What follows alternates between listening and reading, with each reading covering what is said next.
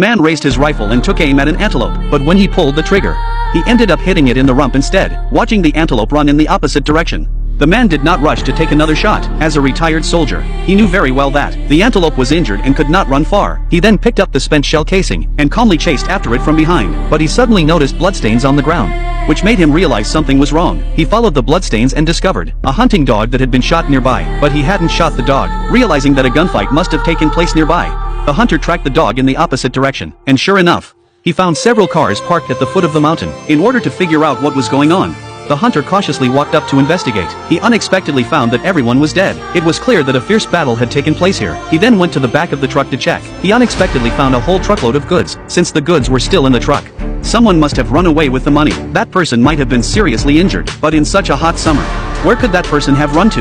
The hunter guessed that he had gone to a shady place. Soon, the hunter saw a figure under a large tree, but the hunter did not rush forward. Instead, he waited quietly for half an hour. After confirming that the man was not moving, he dared to slowly walk forward to check. Sure enough, the man had stopped breathing. He saw a black box next to him. The hunter curiously opened the box to check. He found that it contained $2 million. Although the money might bring him disaster, why would he refuse money that was already in his hands? He carried the box back home, but when it was time to sleep at night, the hunter still felt uneasy. To ensure his family's safety, he arranged for his wife to return to her parents' home, and stayed in a motel with the money. To investigate their background, he hid the box in the ventilation duct of room 137. He then restored the ventilation shaft to its original state, and deliberately opened the adjacent room 138. Little did he know that this decision had saved him from certain doom. The assassin had already identified him, and, using the tracking device in the suitcase, quickly pinpointed the target to room 137. However, after searching for several hours, the assassin could not find the suitcase. The box had been dragged to the adjacent room by the hunter. Upon noticing the scratches in the ventilation duct,